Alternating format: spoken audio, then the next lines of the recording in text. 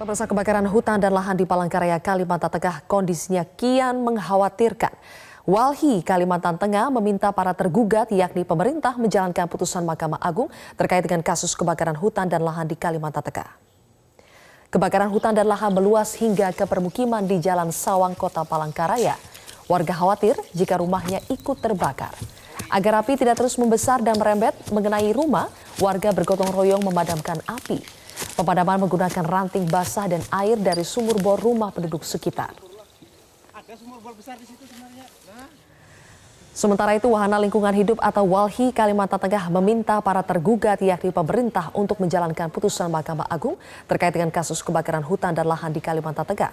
Menurut Walhi, putusan Mahkamah Agung sudah menjadi tugas dan tanggung jawab pemerintah untuk kepentingan rakyat.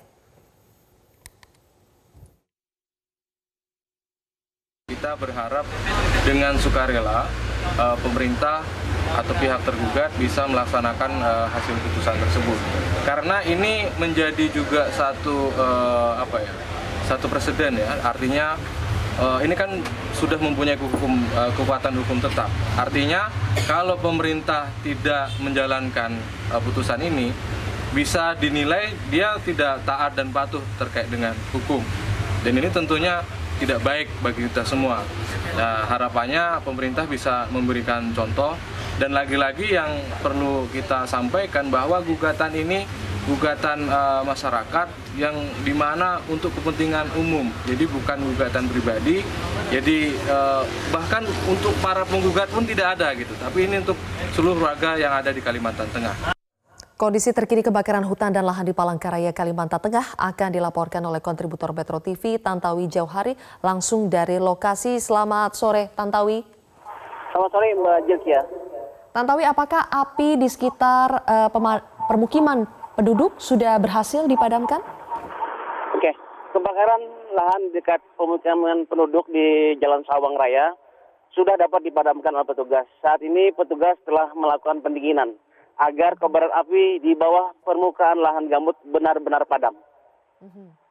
Lalu kebakaran yang terjadi di Palangkaraya, Kalimantan Tengah sejauh ini apakah sudah ada kebakaran di titik yang baru? Ya, dari pantauan kita di lapangan sore ini ada 2 lokasi kebakaran di Jalan Keranggan dan Petuk Timpun. Lagi-lagi pemadam petugas berhasil melakukan pemadaman di Jalan Keranggan 1 dan 2. Dan ini juga merupakan kesigapan petugas di lapangan, Mbak Jelkia. Tantowi, mengapa api ini terus saja muncul dalam beberapa hari terakhir? Api ini muncul dipicu dengan cuaca yang cukup panas, kemudian lahan gambut yang begitu kering sehingga mudah terbakar. Jadi pada saat ada percikan api, dia mudah terbakar dan menjalar di bawah permukaan lahan gambut, Mbak Jelkia. Lalu terkait dengan upaya pemadaman kebakaran oleh pemerintah yang sejauh ini juga turut digugat terkait dengan kasus kebakaran hutan dan lahan di Palangkaraya. Anda melihat sejauh apa upaya pemerintah daerah untuk memadamkan api di sana? Upaya pemerintah provinsi dan kota Palangkaraya sangat maksimal. Telah diterjunkan personel gabungan 1.500 untuk jangkauan 263 desa. Dan ini sangat efektif. Kemudian pemadaman juga dilakukan dengan 2 jalur darat dan dengan jalur udara, dengan waterbombing. Karena ada beberapa titik yang susah dijangkau oleh petugas. Mereka petugas selalu standby dan ini sangat efektif. Saat terjadi kebakaran sedikit aja langsung diserbu oleh petugas, dan ini sangat efektif sekali, Mbak Jelkia. Baik, berarti Anda melihat bahwa respons dari petugas tempat untuk menanggulangi adanya kebakaran lahan dan hutan cepat ya?